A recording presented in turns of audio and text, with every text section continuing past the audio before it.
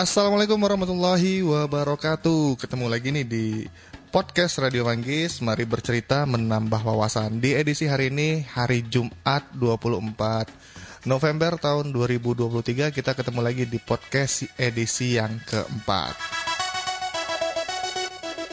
Oke, apa kabar nih pendengar Radio Manggis? Semoga semuanya masih dalam keadaan sehat. Kemudian yang masih sedang di jalan, harap hati-hati di jalan, dan yang beraktivitas, selamat beraktivitas.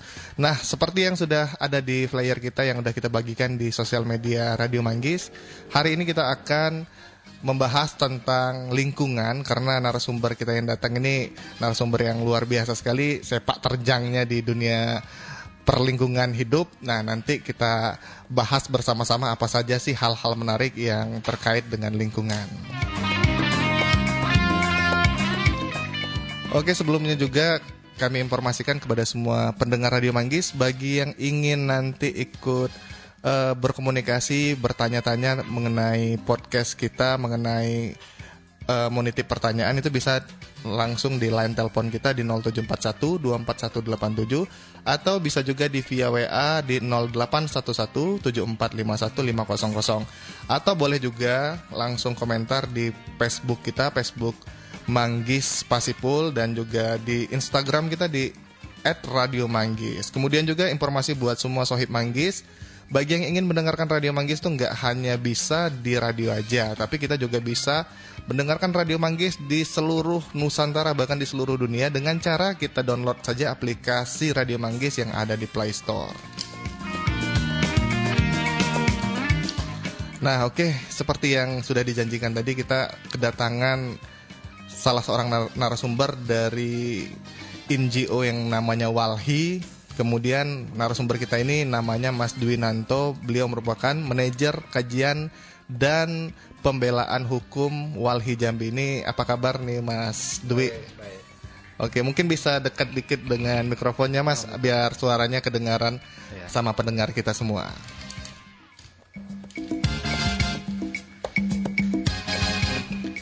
Oke Mas Dwi, gimana kabarnya? Sehat Mas? Sehat. Alhamdulillah nih, kebetulan dulu Mas Pri itu pernah beraktivitas dengan Mas Dwi, seringkali diajak untuk bahas lingkungan, dan rugi rasanya kalau ilmunya itu cuma Mas Pri aja yang dapat, tapi pendengar Radio Manggis nggak dapat. Nah, jadi kita hari ini tuh ngundang Mas Dwi buat bahas-bahas mengenai lingkungan, dan sesuai dengan tema kita pada hari ini, asap pergi, banjir mendatangi, kira-kira seperti itu tema kita hari ini. Nah, ini terkait yang mau dibahas pertama tuh Mas, terkait perubahan iklim yang ada di dunia. Itu jelas pasti mempengaruhi lingkungan kita, lingkungan hidup. Kira-kira penyebab perubahan iklim tersebut apa, dan apa saja yang harus kita lakukan sebagai masyarakat untuk merespon perubahan iklim tersebut, Mas? Baik.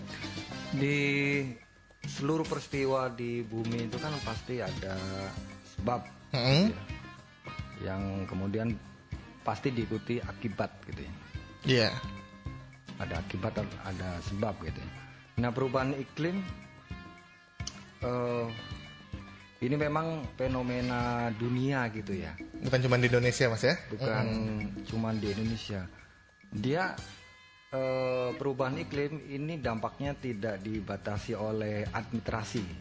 Jadi kalau misalnya di Indonesia melakukan kerusakan lingkungan misalnya gitu, berdampak pada perubahan iklim, maka di Amerika juga akan terdampak. Walaupun terdampak. Amerika jauh dari Indonesia melakukan kerusakan lingkungan. Begitu juga kalau misalnya di Amerika melakukan kerusakan lingkungan, pasti di Indonesia juga akan berdampak, karena kita tinggal di satu bumi yang sama, gitu. Kalau kerusakan lingkungan sendiri yang berdampak terhadap perubahan iklim itu paling besar sumbangsihnya tuh dari negara mana sih Mas, kalau sejauh ini yang kita lihat? Dalam catatan peradaban manusia itu kan memang si manusianya memang ini yang bikin penyebab utama bagi kerusakan lingkungan atau perubahan iklim, gitu ya. Karena memang secara lahir kita itu memang udah merusak, gitu. Dari lahir. Iya, dia mengeluarkan karbon kan. Oh iya iya iya Dia iya. mengeluarkan karbon. Jadi aktivitasnya juga karbon, di tubuh kita itu karbon semua gitu. Nah memang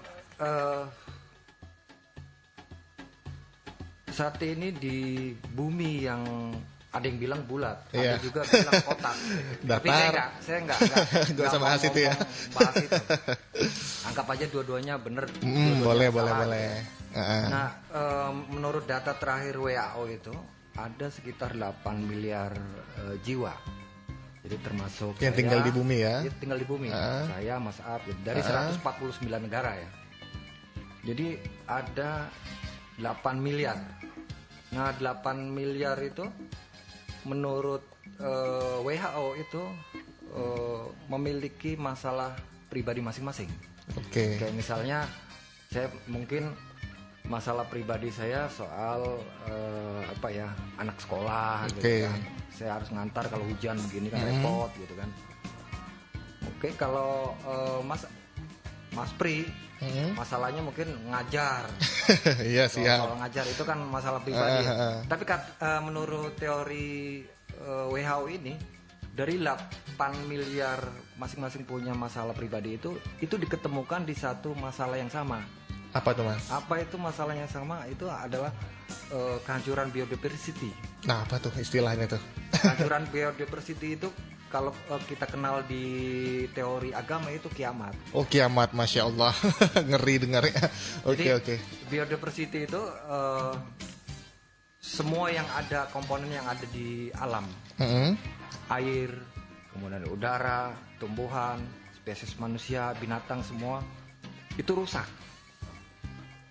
Jadi misalnya kehancuran biodiversity bisa ditandai, misalnya salah satunya adalah air dulu di sungai itu jernih, bisa kita minum, sekarang nggak bisa lagi kita minum. Itu tanda-tandanya kita menuju kehancuran biodiversity. Mungkin dan juga masalah yang sama. Kenapa itu jadi masalah yang sama? Karena tidak mungkin manusia itu bisa atau manusia itu tidak ada yang nggak bisa minum. Iya. Nggak ada yang bisa hidup tanpa minum. Gitu. Pasti harus minum kan. Dan tidak mungkin manusia itu meminum yang air yang tidak bersih gitu. Jadi kalau kerusakan lingkungan, misalnya air tidak jernih lagi, itu juga bagian masalah bersama, dan itu bagian dari tanda biodiversity. Oke, siap.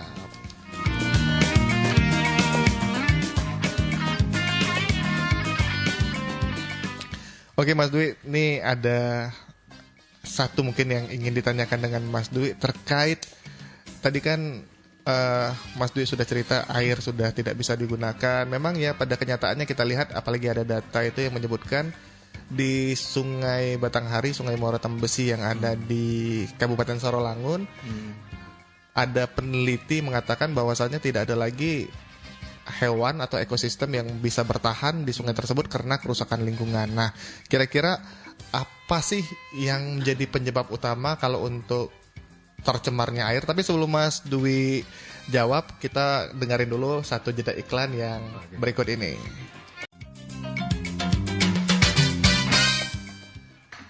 Oke, masih di 96 FM Radio Manggis, Barometer Musik Dangdut Sejambi Raya. Kalau sudah dengerin Radio Manggis, ngapain denger yang lain? Oke nih Mas Dwi, kita iklannya tipis-tipis aja karena banyak nih yang kita harus tanyain ke Mas Dwi. Nah terkait tadi Mas, mengenai sungai yang tercemar itu, soalnya memang iya pengalaman aku sendiri sih kalau dulu ya waktu di sungai, jangankan di sungai yang di daerah huluan, Danau Sipin aja, daerah hilir beberapa kali tuh main wisata di Danau Sipin. Biasanya kalau aku kecil dulu buang, misalnya ngasih makanan, ada ikan yang ngambil. Kalau sekarang ada makanan yang dilemparin ke air tuh ikan seluang aja nggak ada lagi. Nah kira-kira apa sih yang menyebabkan hal tersebut Mas? Sekarang kan dunia atau teknologi kan sudah berkembang maju pesat gitu ya. Nah banyak ahli-ahli lingkungan hidup itu menggunakan teknologi untuk mengukur kualitas lingkungan hidup di satu tempat gitu. Oke. Nah di Jambi itu kan ada Sungai Batanghari ya. Nah sebenarnya kita yang nggak punya teknologi gitu ya, nggak punya alat dan nggak punya pengetahuan banyak, yang ingin mengukur atau melihat apakah lingkungan hidup di Jambi itu sedang baik-baik aja atau enggak, itu bisa dilakukan dengan cara sederhana. Caranya itu bisa dilihat dari warna dan kualitas Sungai Batanghari. Iya. Nah, dulu Sungai Batanghari kan 20 tahun lalu gitu ya, kurang lebih begitu. Itu kan jernih banget, Mas. Jernih Lumayan. Kita dari atas tuh kelihatan lah ikan. Iya, betul. Kan. Dan kalau bisa tuh kita rasanya pengen minum langsung tanpa harus disaring dan ini. Tapi sekarang keruh gitu. Ya, warnanya kayak kopi susu. Berarti kita bisa secara sederhana itu bisa menyimpulkan bahwa lingkungan hidup di Jambi itu sedang tidak baik-baik saja. Pesannya bisa dilihat dari kualitas Sungai Batanghari yang bisa dilihat secara mata telanjang gitu. Nggak usah pakai laboratorium alat segala macam ya. Itu bisa kita pastiin begitu. Kalau penyebabnya sendiri ini, Mas, aku pernah dengar isu apakah karena penambangan emas tanpa izin atau juga rutinitas batubara yang juga dibawa melalui jalur air dan ada banyak batubara yang jatuh, apa memang ada penyebab lain, Mas? Apa sampah rumah tangga juga? Banyak ya, banyak penyebabnya. Kalau dalam ilmu akademisi itu kan ada yang sampah domestik, sampah industri gitu. Iya. Ya betul memang, tapi kalau mau fair gitu ya, mencari kita mau melakukan atau menurunkan tindakan pengerusakan lingkungan hidup di Jambi gitu. Memang harus dilihat siapa sih sebenarnya pelaku yang menyumbang banyak gitu ya terhadap kerusakan ini tadi. Saya berkeyakinan kalau sampah domestik kayak misalnya masyarakat gitu ya, yang buang sampah ke sungai, ya misalnya mengakibatkan E. coli gitu ya. Maaf kata itu tinja kita dimasukkan ke Sungai Batanghari itu nggak terlalu begitu parah gitu ya. Ketimbang dengan zat-zat kimia yang mematikan itu tergelontor ke Sungai Batanghari. Jadi bisa jadi kemungkinan besar bukan dari masyarakat ya. Iya, akibat-akibat lainnya yang lebih besar itu banyak dan bisa kita temukan kalau kita mau sisir sampai ke hulu ya. Tapi memang sangat penting untuk melihat Sungai Batanghari gitu di Jambi. Karena memang sungai itu kalau kita analogikan dalam tubuh gitu ya, dia kayak apa ya? Kayak urat darah gitu, saluran darah kan. Betul. Jadi di bumi itu sungai itu kayak kalau di dalam tubuh kita itu urat darah. Nah, kalau urat darah kita tersumbat sakit banget.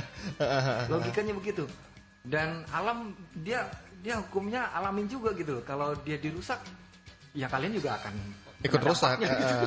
Kalau kalian mau sehat-sehat aja bersama saya, jangan dirusak gitu. Rawat dengan bagus. Pertanyaannya itu siapa yang merusak ya? Ya manusia gitu. Manusia.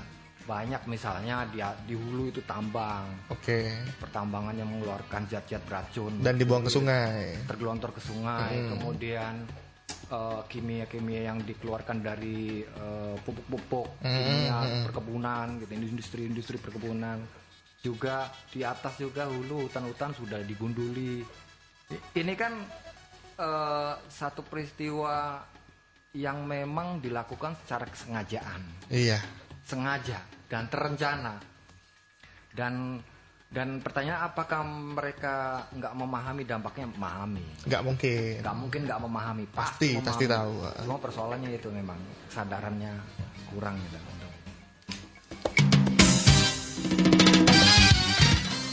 Oke, Sohib Manggis semua, ini menarik banget nih. Kita yang awalnya nggak tahu menjadi tahu, ternyata ya kita harus menjaga sekali Sungai Batanghari karena sungai itu kan sumber kehidupan. Dan kalau dirusak ya alam juga akan menjadi rusak, dan kita yang menempati alam juga akan merasa tidak nyaman dan bisa mengalami kerusakan juga ya Mas Dwi, bukan begitu ya? Pasti. Oke, kalau tadi penyebabnya ternyata manusianya sendiri walaupun sudah sadar, namun ya dianggap cuek segala macam. Ini kalau menurut pandangan Walhi ya, kebetulan Mas Dwi ini kan backgroundnya dari Walhi. Gimana tuh? Apakah pemerintah tidak punya kebijakan khusus untuk membuat agar sungai kita ini menjadi lebih baik lagi atau lebih bersih lagi, Mas? Ada nggak sih tindakan yang sudah dilakukan? Atau Walhi sendiri sudah pernah melakukan sesuatu gitu agar kerusakan sungai yang sudah seperti ini bisa menjadi diminimalisir lah, atau bahkan sungainya jadi bersih lagi, Mas? Iya, kita paling melakukan pertama itu kampanye di publik gitu ya. Ya, dan kita juga selalu melakukan atau mengupayakan mendorong kebijakan pemerintah agar pro kepada lingkungan hidup. Kita juga di Walhi sedang melakukan edukasi yang secara estafet gitu kita lakukan untuk orang-orang muda, agar kedepannya orang-orang muda ini yang besok akan menggantikan orang-orang tua. Betul. Yang nggak lama lagi kan orang-orang muda ini akan menggantikan orang-orang tua. Iya. Itu kalau dia jadi guru, dia jadi lurah, sadar jadi ya, gubernur, dia jadi pejabat lain, mereka punya kesadaran lingkungan hidup. Okay. Yang kita harapkan kalau mereka sudah punya kesadaran lingkungan hidup, kalau jadi pejabat misalnya, dia akan mengeluarkan kebijakan yang tidak akan merusak lingkungan. Berpihak dengan lingkungan lah, Mas ya. Oke, mungkin bisa jadi nih, kan sebentar lagi tahun politik nih. Ya kalau mau dipilih, pilihlah orang yang memperhatikan lingkungan hidup, Mas ya. Kalau orang nggak memperhatikan lingkungan hidup, ya ngapain dipilih? Bahaya itu. Iya. Membunuh.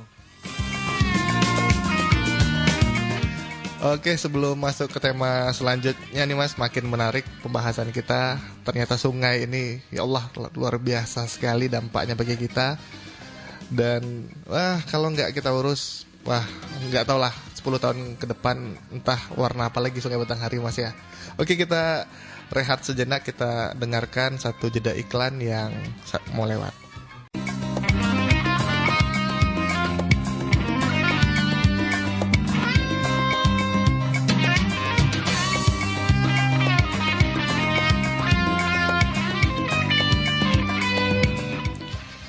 Oke, masih di podcast Radio Manggis. Mari bercerita, menambah wawasan. Nih, masih dengan Mas Dwinanto Walhi yang akan menyampaikan hal-hal yang berkaitan dengan lingkungan. Nah, kalau bicara tentang lingkungan, Mas, ya nggak usah jauh-jauh lah ya. Kita cerita Jambi.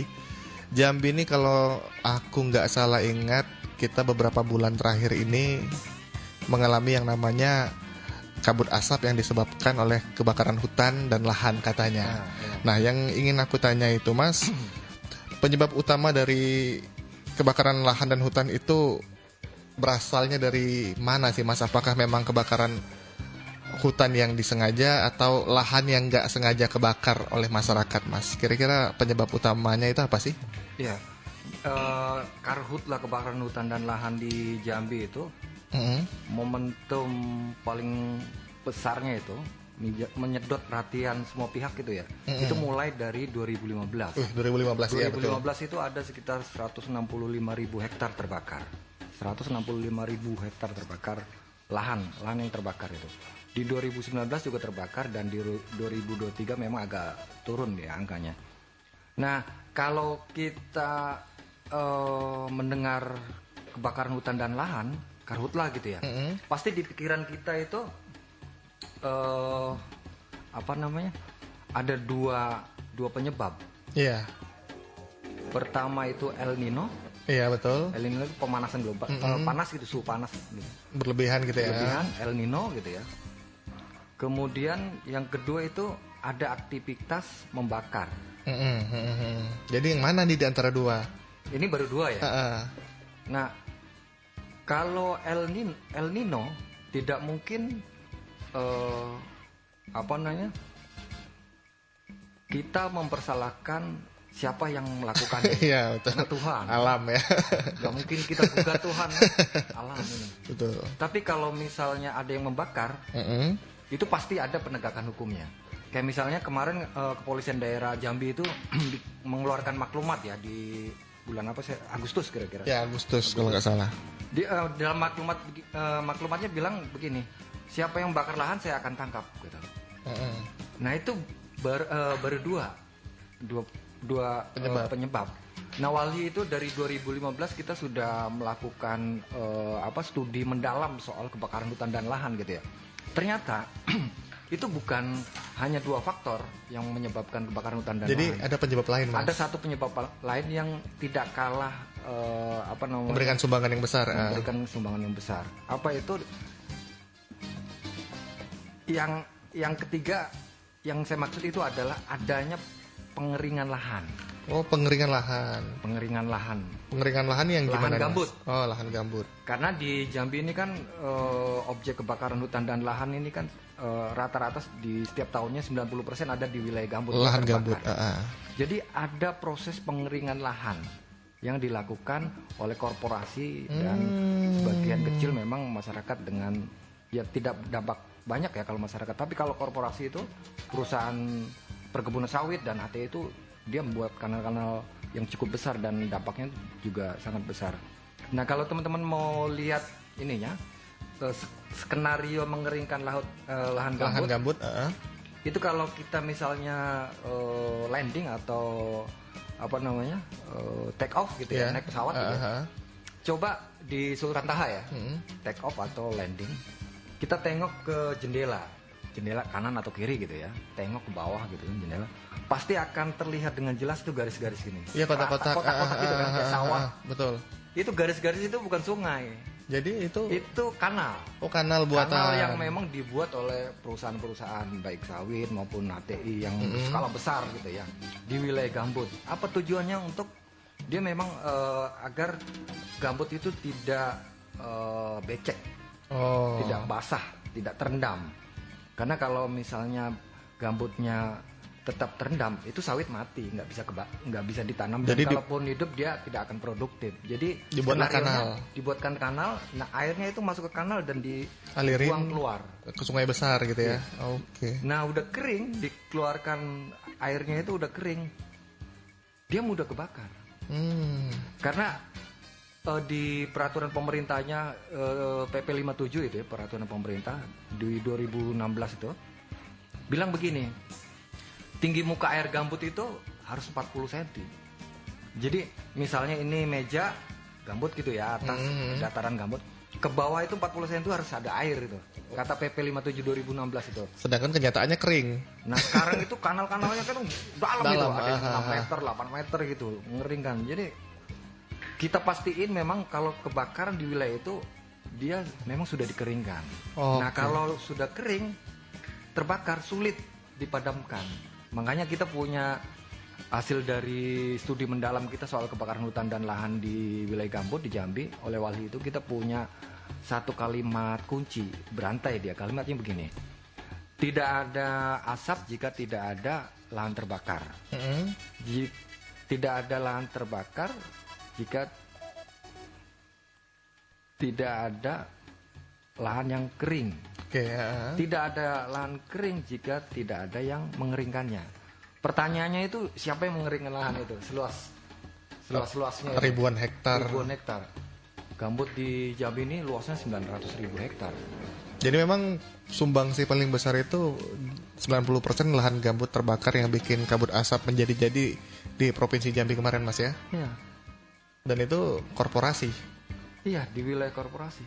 Dan data itu menguatkan Walhi setelah kita juga menemukan atau mendapatkan informasi dari Kapolda saat itu 2015 melakukan investigasi ya, bahwa ada 65 perusahaan terbakar di Jambi. 65 perusahaan. Kalau satu perusahaan punya 1.000 lahan.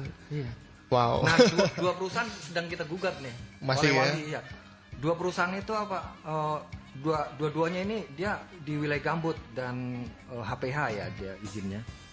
Dia ngambil pohon gitu, nebang pohon gitu ya di wilayah kawasan hutan. Dua perusahaan ini luas wilayah terbakarnya 40.000 hektar. 40.000 hektar. Iya. Wah. Jadi sedang kita gugat. Dari 65 perusahaan yang ditemukan oleh Polda saat itu di 2015, temuan di lapangan mereka ketemu 65 perusahaan terbakar. Kita investigasi ke lapangan. Oh benar, ini yang dua perusahaan ini yang paling besar nih. Ininya memberikan sumbangan kebakaran hutan dan lahan. Karena negara tidak menggugat, Walhi yang gugat. Walhi yang gugat. Nah, terkait negara tidak menggugat atau yang seperti Mas Dwi sampaikan, kan kalau kita melihat nih selaku masyarakat, kadang tuh lambatnya penanganan atau ketika asap sudah muncul baru ada penanganan serius. Apa memang sulit ya Mas untuk mendeteksi adanya titik api segala macam? Kan kalau sekarang teknologi udah canggih. Udah canggih. Pakai ini kan satelit kan. Nah, itu kan mitigasi dalam konteks melihat dari luar gitu ya. Tapi mitigasi itu pencegahan. Yang kita inginkan itu pencegahan yang dia sifatnya memang fundamental. Oke. Dalam jangka panjang. Yeah. Kalau bisa itu menyetop. Bukan lagi. Hanya mengurangi, tapi menyetop. Apa pencegahannya itu? Hilangkan praktek-praktek pengeringan lahan. Karena kalau lahan sudah kering itu sulit. Kalau sudah kering dia mudah terbakar dan sulit dipadamkan. Karena ini gambut di Jambi. Wah, susah ya kalau gambut beda itu. Dengan tempat-tempat lain, tanahnya itu mineral. Kalau gambut itu dia atasnya memang kering. Susunannya itu berbeda dengan tanah mineral. Misalnya di Jawa itu kan banyak tanah mineral gitu. Lahan gambut itu dia tersusun dari fosil-fosil. Jadi hutan-hutan, terus binatang-binatang yang jutaan ribuan tahun di atasnya itu mati, numpuk. Makanya kalau kita ke gambut, wilayah gambut itu kan kalau jalan itu kayak mantul. Iya, gelombang. Nggak padat gitu ya. Nah itu kayak ranting-ranting ribuan tahun udah lama. Dan gitu. Itu rentan terbakar. Rentan terbakar. Oh, aduh. Kalau sudah terbakar susah. Makanya 2015 itu kan tentara dari Singapura, dari mana-mana itu pakai waterbombing itu, dia pulang kampung nggak bisa madamin. Karena kalau gambut sudah kebakar itu nggak bisa disiram. Susah Mas ya? Susah, dia harus diinjeksi, dibasahi gitu. Nggak bisa sembarangan untuk dilakukan pemadaman. Jadi memang sebenarnya kalau dari cerita yang disampaikan oleh Mas Dwi, aku lihat ya salah dari tempat penanaman lahan sawitnya mungkin kali ya. Kan kalau sawit ditanam di tempat yang tepat nggak perlu pengeringan lagi. Ya ini kan pilihan politik, ekonomi politik. Memang pemerintah daerah butuh investasi ya. Tapi ya harus bijak gitu loh pilihannya itu. Kita apakah pingin ekonomi kita naik tapi mengorbankan lingkungan? Kan enggak juga harusnya kan. Ya enggak gitu-gitu amat. Gitu ya. Kalau kita otaknya sehat dan baik sama generasi yang akan datang gitu. Karena lingkungannya sekarang itu kan bukan warisan. Iya, betul. Kalau warisan kan kita makan terus kita kasih sisanya kan nggak apa-apa kalau warisan. Tapi ini titipan. Lingkungan sekarang itu titipan. Kalau misalnya hari ini kemarin yang belum kita nikmati lingkungannya baik dan sekarang kita rusak, terus otomatis kita kasih ke generasi yang baru kan rusak. Nggak fair dong. Kerusakannya yang semua ini. Kerusakannya yang warisan berarti. Nah, kita punya prinsip kejahatan terhadap lingkungan hidup itu bagi kita semua. Kita ini pelakunya, walaupun nggak melakukan secara besar itu. Bukan hanya yang melakukan. Gitu. Misalnya orang-orang yang bakar hutan gitu kan, menebang pohon, merusak sungai gitu. Bukan hanya dia yang harus dipertanggungjawabkan secara moral oleh generasi yang akan datang, tapi kita yang diam aja itu juga harus bertanggung jawab. Iya. Kenapa kamu diam gitu? Harusnya kita bersikap atau bertindak malah Mas ya. Paling nggak kan bikin di status di WA, di Facebook gitu kan. Hentikan penebangan pohon, hentikan perusakan sungai. Itu juga bagian dari upaya kita untuk mendukung penyelamatan lingkungan hidup. Oke, jadi memang mengerikan sekali Mas yang kalau dipikir-pikir apa yang Mas Dwi sampaikan, ya kalau gini terus selagi masih ada perusahaan sawit yang berada di lahan gambut ya kebakaran hutan, artinya akan terus-menerus ke depannya tidak menutup kemungkinan terjadi lagi Mas ya. Ya, terjadi kalau misalnya wilayah itu terus dikeringkan, potensi kebakaran hutannya tetap terjadi. Ya harus dikeringkan. Kalau Mas Dwi bilang tadi sawit nggak bisa hidup dengan kondisi lahan yang ada airnya, ya artinya mimpi lah kita punya nggak ada lagi kebakaran hutan untuk kedepannya. Iya. Oke, mengerikan ya Sohib Manggis nih, wajib kita ketahui bahwasanya kita harus sama-sama menjaga lah, dan juga mungkin untuk yang duduk di atas sana harus diperhatikan karena ini menyangkut nyawa orang banyak lah, karena dampak dari kabut ini luar biasa, kesehatan segala macam, anak sekolah nggak bisa segala macam ya Mas ya. Oke, mungkin kita sebelum kita lanjut kita dengarkan satu jeda iklan yang berikut ini.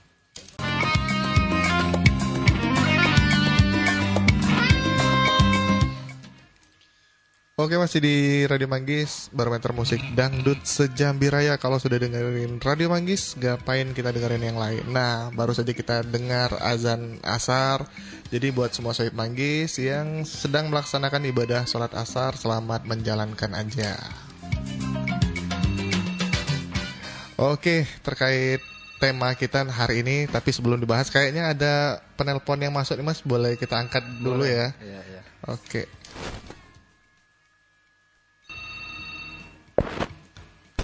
Halo. Halo, assalamualaikum. Waalaikumsalam. Dengan siapa di mana? Ini dengan Pak Rana di seputaran Eka Jaya. Oke Pak Rana, gimana kabarnya, sehat Pak Rana? Alhamdulillah sehat. Ini sama siapa ya? Sama Mas Pri Pak Rana. Iya, tadi agak mau nyebutin takut salah, tapi suaranya ya sebenarnya sih nggak berubah. Mungkin Alhamdulillah. suaranya nggak berubah. Terima kasih banget. Kan udah lama banget nggak dengar suaranya. Gimana sehat Mas Pri? Alhamdulillah sehat Pak Rana. Ini kita ada narasumber kita Mas Dwi dari Walhi yang ngebahas tentang lingkungan. Mungkin Pak Rana ada yang mau ditanyakan nih dengan Mas Dwi? Tentang lingkungan, mudah-mudahan nggak keputus ya. Oke, siap Pak Rana. Ya, dengan lingkungan, mungkin alhamdulillah juga kebetulan di seputaran Eka Jaya kemarin, tepatnya di tempat Rana Pak tinggal kan, itu baru berdiri bank sampah Sikumbang. Jadi mungkin secara tidak langsung bank sampah ini berkesinambungan dengan masalah lingkungan, gitu kan? Iya. Dengan kebersihan. Karena ya kita memang prihatin kadang-kadang. Oke, keputus Pak Rananya Mas Dwi. Mungkin dia bahas tentang bank sampah berkesinambungan dengan lingkungan. Mungkin efektif nggak sih bank sampah ini terhadap keberlangsungan lingkungan yang lebih baik mungkin Mas Dwi? Iya. Kalau dalam teori penyelamatan lingkungan hidup itu kan tidak ada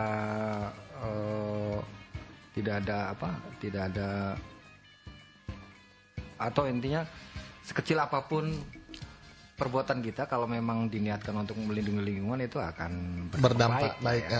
Walaupun kecil termasuk misalnya saya nggak bilang daur ulang sampah itu kecil, tapi itu juga cukup penting gitu. Nah sekarang itu kan paradigmanya kita gitu ya, saya gitu ya, semua mungkin gitu. Jadi sampah yang kita keluarkan dari rumah itu yaitu sampah gitu. Oke, boleh kita angkat dulu Mas Dwi ya. Halo, waduh keputus ternyata. Iya. Oke, boleh dilanjut Mas Dwi. Ya yang limbah yang baik, yang organik, non organik gitu ya, yang keluarkan di rumah tangga masing-masing. Selama ini kita masih menganggap itu sampah dan tidak bernilai. Iya. Tapi kalau misalnya kita kritis gitu, punya niat baik dan punya tahu cara gitu ya, itu sebenarnya peluang. Bisa dimanfaatkan ya Mas ya? Iya, bank-bank sampah itu. Sehingga kalau besok itu orang semua kita minimal di kota Jambi ya bisa manfaatkan sampah menjadi didaur ulang terus jadi kemandirian ekonomi gitu ya. Ini akan jadi satu yang menarik karena bisa jadi kedepannya itu orang melihatnya itu bukan orang membuang sampah itu justru malah ditunggu. Karena ada peluang untuk mendapatkan keuntungan. Mungkin kita angkat dulu Mas Dwi ya. Iya. Halo. Halo, assalamualaikum. Mana masih Pak Rana tadi Mas Pri? Oke, siap Pak Rana. Boleh dilanjut. Ya, memotong pembicaraan narasumber kita. Iya, karena itu begini Bang, atau mungkin Pak. Ya, karena bank sampah kita ini mudah-mudahan salah satunya yang terbesar di seputaran Eka Jaya. Jadi mantap. Kita juga berharap nanti seperti motor-motor 3 tuh yang mengambil sampah dari rumah ke rumah itu memberikan kemudahan aset mereka untuk membuang sampah. Kadang-kadang kita masih prihatin di jalan-jalan masih ada terserak sampah kadang-kadang yang sengaja mau dibuang ke tempat sampah mungkin ya karena jatuh sengaja atau tidak. Tadi Pak Ran masih sekali menemukan hal yang seperti itu. Jadi mudah-mudahan dengan kita ada bank sampah terus motor 3 kita jalankan mungkin di perumahan atau di lingkungan Eka Jaya khususnya. Jadi mudah-mudahan bisa mengurangi, dan benar apa yang dibilang tadi. Mudah-mudahan bank sampah kita bisa menampung untuk tenaga kerja juga. Oh iya, karena betul ini kita sampah organik, non organik insya Allah akan kita daur ulang juga. Ya seperti itu, seperti nanti yang seperti sudah berjalan juga di Talang Banjar, karena itu sebagian juga dari induk kita. Jadi mudah-mudahan kita juga bisa menghasilkan biogas nanti. Ya mudah-mudahan saya minta doanya, mudah-mudahan bank sampah ini ya bisa membantu untuk kebersihan dan lingkungan. Seperti apa kata narasumber, memang benar sampah ya tetap sampah. Tapi kalau kita bisa memilih dan memilahnya serta membedakannya, memang ya sampah itu tadi bisa kita daur ulang dan tidak menutup kemungkinan bisa menimbulkan rupiah-rupiah untuk kedepannya seperti itu. Walaupun mungkin dari dikit tapi lama-lama mungkin bisa menjadi efektif lagi. Mudah-mudahan seperti itu. Oke, terima kasih Pak Rana, luar biasa sekali. Terima kasih. Jadi nanti keputus lagi. Saya tunggu jawabannya dari narasumber. Terima kasih. Assalamualaikum warahmatullahi wabarakatuh. Waalaikumsalam warahmatullahi wabarakatuh. Wah, Pak Rana. Tapi ini ada penelpon lagi nih Mas Dwi. Kita tampung dulu ya. Halo. Halo, selamat sore. Oke, mungkin langsung ditanggapin aja Mas Dwi. Iya, saya membayangkan kalau tindakan Pak Rana, kepedulian Pak Rana itu bisa dilakukan di tempat lain gitu ya, seluruh kota Jambi. Saya membayangkannya sampah yang dikeluarkan di setiap rumah tangga, itu bernilai gitu loh. Jadi rebutan malah ya. Rebutan, bukan ditaruh di sembarang terus orang marah. Gitu. Jadi harus ada petugas yang khusus ngambil gitu, sambil harus steril banget gitu kalau pulang gitu. Besok itu kalau misalnya Pak Rana dan teman-temannya itu bisa memberikan atau melebarkan sayapnya gitu ya, sampai ke seluruh kota Jambi, ini akan luar biasa sekali gitu. Efektif sekali Mas ya. Karena soal sampah ini kan soal tata kelola. Tata kelola. Kenapa dia menumpuk dan tidak dia menumpuk dan kemana-mana, ini soal tata kelola. Dan bank sampah itu bagian dari solusi terkait dengan model tata kelola sampah yang baik gitu. Dan dia konkret, berekonomis lagi, punya nilai. Jadi ada nilainya sampah itu, bukan hanya sampah tapi dia bernilai dan ditunggu orang setiap membuang sampah itu. Oke, siap. Mungkin kesadaran masyarakatnya aja ya yang perlu ditumbuhkan Mas Dwi di di edukasi agar semua masyarakat itu bersikap seperti Pak Rana dan kawan-kawan kali. Saya berkeyakinan Pak Rana dan kawan-kawan itu sudah selain praktek melakukan itu ya. Aktivitasnya dia juga sudah melakukan edukasi begitu ya. Itu juga sangat penting untuk memastikan kesadaran ini terus berkelanjutan gitu, bukan hanya di Pak Rana saja tapi di generasi orang muda, kemudian sampai ke depannya juga praktek-praktek baik seperti ini akan tetap dipertahankan dan dilakukan bersama demi keberlangsungan lingkungan hidup kita yang lebih baik lagi Mas ya. Pasti itu.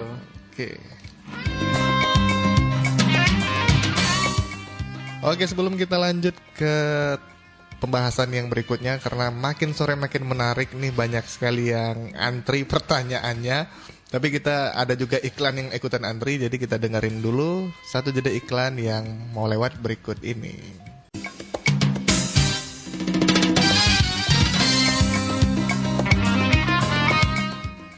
Oke, masih kembali di podcast Radio Manggis, mari bercerita menambah wawasan. Nah, dari tadi kita udah cerita tentang kebakaran hutan, kemudian tentang ekosistem.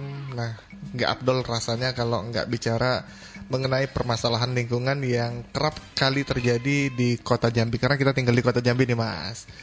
Nah, kalau Kota Jambi ini kan yang sering kali terdampak itu kalau hari hujan dan mulai, aku nggak tahu sih ini disebut banjir atau genangan air. Karena ada beberapa kali itu kulihat di sosial media, ketika disebut banjir orang bilang itu bukan banjir. Kalau banjir itu lama, nih cuman genangan air karena cuman sekian jam. Nah, yang jadi penyebabnya itu apakah lagi-lagi sampah atau memang tata kota kita yang selokannya atau segala macamnya yang masih kurang pas itu Mas, kalau dari sudut pandang Mas sebagai orang Walhi ini? Jadi kita ini kan manusia diberikan Tuhan akal dan pikiran, gitu ya, kurang lebih begitulah ya. Jadi peristiwa alam ini, kalau misalnya peristiwa alam itu kalau dalam teori ekologi itu dibagi dua. Ada peristiwa alam terjadi secara alami, ada peristiwa alam terjadi secara tidak alami. Tidak alami itu ada penyebabnya dan manusia yang melakukan. Apa itu peristiwa alam secara alami? Misalnya gunung meletus, gempa bumi, itu nggak bisa terelakkan lah Mas ya. Dan nggak bisa kita nyalakan Tuhan. Menggugat Tuhan. Nah kalau misalnya peristiwa alam yang tidak alami, misalnya itu termasuk banjir. Banjir, kebakaran hutan juga. Kebakaran hutan itu kan peristiwa yang tidak alami. Sangat-sangat tidak alami. Karena dia sesungguhnya kan tadi sudah kita bicarakan, dia tidak hanya penyebabnya tunggal, penyebabnya El Nino gitu, tidak. Tapi penyebabnya juga ada di dalamnya adanya pengeringan lahan gitu, yang menyebabkan keringnya lahan dan mudah terbakar. Dan lagi-lagi manusia. Ya, dan banjir juga begitu. Tidak disalahkan hujannya. Kan ada kan banjir, hujan terus. Ini karena faktor hujan. Iya, memang hujan. Tingginya curah hujan. Nah, iya ya. Tapi kan ya kita juga kalau main logika bisa aja sih. Hujan itu kan menurunkan air, bukan menyebabkan banjir. Gitu. Jadi kalau kita mau berpikir kritis gitu ya, ini sebenarnya ada sebab akibat. Sebab akibat gitu. Bahwa benar memang hujan menurunkan air, tapi air yang turun itu kenapa kemudian dia menyebabkan banjir gitu ya? Apa penyebabnya kan gitu. Nah, kalau kita lihat di Jambi itu udah terpampang data dan faktual yang sangat banyak gitu ya. Kenapa ketika musim hujan tiba-tiba banjir di kota misalnya gitu. Yang nggak disalahkan hujannya, salahkan jalur airnya itu. Yang nggak ada lagi. Yang ada tapi macet gitu, fungsinya itu tidak baik lagi gitu ya. Misalnya drainase berantakan, tertutup sampah segala macam. Ada juga drainase yang sudah dibangun infrastruktur gitu. Ada yang wilayah resapan air dibangun mal-mal. Nah itu kan sudah menyalahi kodrat alam. Harusnya itu jalur air ya. Air turun, dia akan pergi ke tempatnya dengan lancar gitu ya. Tapi tiba-tiba dihalangi gitu. Ya mereka juga bereaksi gitu. Air juga secara alami dia bereaksi. Akhirnya reaksinya apa? Salah satunya itu banjir. Dia akan berhenti di tempat-tempat yang sebenarnya bukan tempat dia berhenti. Kayak misalnya di pemukiman gitu. Jadi itu salah satu penyebabnya ya Mas ya? Penyebabnya. Juga misalnya kalau kota Jambi ini kan hitungannya kalau secara tipologi, kalau kita lihat di Jambi gitu ya, ada wilayah hulu, tengah, hilir. Jadi hulu itu di wilayah Kerinci gitu ya, Merangin itu wilayah hulu yang banyak hutannya gitu ya. Di wilayah hilir itu kita itu di kota Jambi itu wilayah hilir di bawah. Hilir ya, termasuk hilir. Jadi air itu hujan dari hulu kalau nggak ditahan sama hutan yang bagus, fungsi hutan mengikat air, itu dia akan menggelontor begitu saja ke wilayah hilir, ke kota Jambi.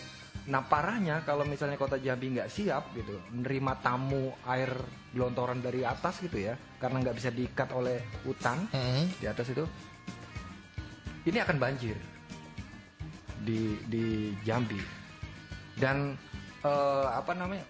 secara kualitas itu tergantung pada kesiapan kualitas banjirnya ya, tergantung pada kondisi drainase yang ada di kota Jambi. Kalau drainasenya bagus, insya Allah walaupun banyak dari hulu air gitu, kalau drainasenya bagus dia akan mengalir dengan baik gitu.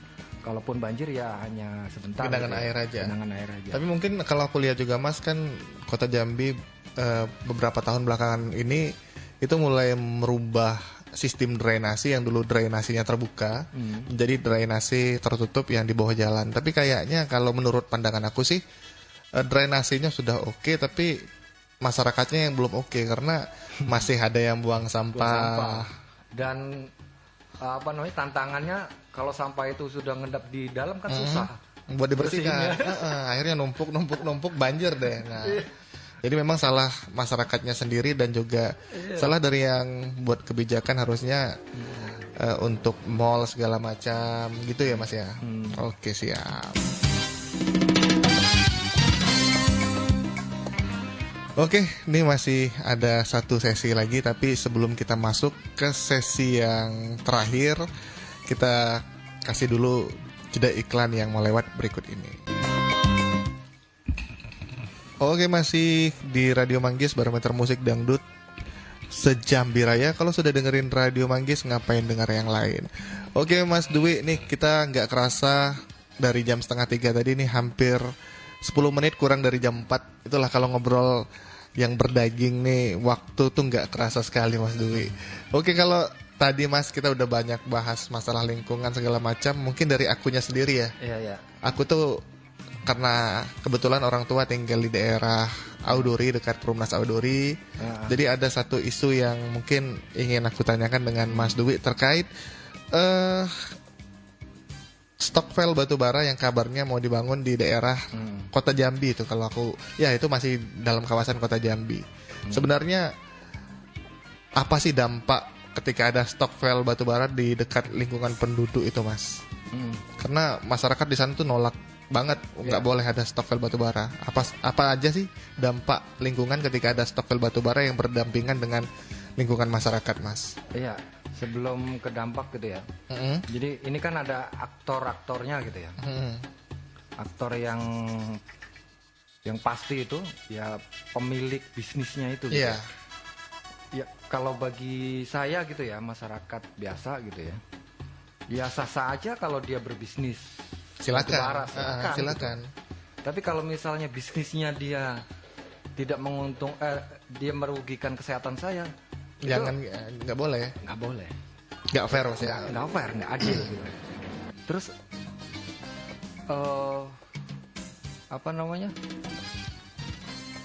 batu bara menurut masyarakat yang di Auduri itu ya, menurut mereka ini membahayakan. Ya benar, membahayakan. Karena memang itu tuh tempat yang bukan diperuntukkan secara alami untuk diletakkan batu bara. Iya, bukan tempatnya. Yang memang itu memang bahannya fosil. Dia berbahaya gitu. Kalau misalnya debunya terisap dengan anak-anak gitu, ibu hamil, kaum rentan gitu, itu sangat berbahaya. Kabarnya dari tempat itu debunya itu membahayakan siklus radius 2 km kalau aku nggak salah dengar ya Mas ya. Nah ini kan harus dikaji gitu ya. Nah biasanya kalau dalam perizinan itu sudah lengkap itu harusnya. Sebelum dia melakukan tindakan atau praktek pembukaan stockpile gitu. Stockpile batubara. Biasanya dia harus menyusun AMDAL. AMDAL ini kan untuk meminimalisir dampak lingkungan, kerusakan lingkungan gitu. Lingkungan itu kan gimana sih supaya nggak masyarakat setempat dan lingkungan itu nggak rugi gitu. Itu biasanya ada di AMDAL gitu. Nah kalau misalnya itu udah ada AMDAL, kemudian masyarakat merasa itu tetap membahayakan mereka, ya wajar-wajar saja gitu. Yang harus dipertanyakan sekarang AMDALnya gitu. Kenapa dia keluar, izinnya keluar, tapi tiba-tiba prakteknya begitu gitu loh. Iya. Itu kajiannya gimana gitu. Karena udah jelas kalau misalnya perkampungan di sebelahnya itu ada stokpel batu bara gitu. Debunya itu akan kemana-mana, anak kecil akan terisap gitu. Ini sangat tidak adil. Sangat tidak adil, dan kalau saya berada di situ, rumah saya di situ, anak saya dan istri saya di situ, pasti saya juga orang ikut pertama menolak, yang akan menolak, pasti. Ya karena memang selain dampak terhadap lingkungan, terhadap kesehatan juga ya, terutama kami lah yang beraktivitas di seputaran Mendalu Sungai Duren nih Mas. Tentunya ini akan menjadi titik kemacetan baru kalau bagi kami. Apalagi ya kan memang Jambi ini kan sebenarnya dulu nggak ada batu bara. Ini kalau maksudnya corak produksi masyarakat Jambi itu bukan batu bara. Kita kan berladang bertani. Iya. Gitu. dan lainnya. Nggak ada yang batu bara. Kenapa kemudian sekarang banyak batu bara gitu ya? Karena memang sekarang infrastruktur dan dukungan pemerintah terhadap misalnya perkebunan di kecil ya itu berkurang. Dia berkonsentrasi pada industri-industri ekstraktif yang besar. Ada kelapa sawit, tambang. Dia lebih mengutamakan mendorong infrastruktur seperti itu. Sehingga masyarakat kalau misalnya nanam padi, rugi, nanam cabai, nanam singkong gitu, nggak didukung prasarananya, pasarnya, sehingga mereka beralih. Enak jadi supir batu bara ya. Iya, lumayan uangnya. Nah pertanyaannya itu siapa yang tidak hadir di sekarang ini? Ya pemerintah. Iya, mestinya pemerintah harus memastikan itu. Dia nggak boleh abai gitu. Kalau misalnya masyarakat memilih misalnya menggali batu bara, supir batu bara, ya itu hak dia gitu. Hak dia, tapi dipertanyakan kenapa dia hanya punya sedikit hak. Seharusnya kan negara memberikan banyak hak. Karena di Undang-Undang 45 kan gitu. Bumi, air dan semua isinya dikuasai oleh negara, dikelola untuk kemakmuran rakyat gitu. Betul. Nah, konteks kemakmuran rakyatnya itu kita enak loh. Ya, rakyat makmur. Jadi nggak usah memilih pilihan yang pahit. Menjadi misalnya merusak lingkungan untuk mendapatkan duit untuk makan, hanya cukup untuk makan gitu kan. Kita harusnya disediakan oleh pemerintah yang mengelola lingkungan hidup yang ada di ini itu banyak. Dan kalau kita memetik dari tafsirnya Mahfud MD misalnya saja, Mahfud itu pernah berstatement kalau misalnya tata kelola industri batubara itu dikelola dengan baik se-Indonesia, itu bisa dipastikan rakyat Indonesia satu orang itu mendapatkan jatah 20 juta per bulan tanpa harus bekerja. Kalau tata kelola industri batubara dikelola dengan baik oleh pemerintah. Tapi kan ini lagi-lagi hanya menguntungkan sebagian pihak. Kita dapat debunya ya. Kita dapat debunya, dapat macetnya. Mereka dapat untungnya. Dan saya pastiin memang ini ketidakhadiran pemerintah untuk memberikan pilihan banyak kepada masyarakat yang sekarang itu bekerja di batubara, termasuk supir ya. Kalau mereka punya pilihan banyak, mereka akan memilih gitu. Karena berisiko juga itu. Iya, sangat. Batubara gitu kan berisiko. Kalau mereka punya pekerjaan yang dikasih pemerintah ini lebih gede hasilnya dan lebih aman, ya tentunya pilihan lain. Oke, Mas Dwi, luar biasa.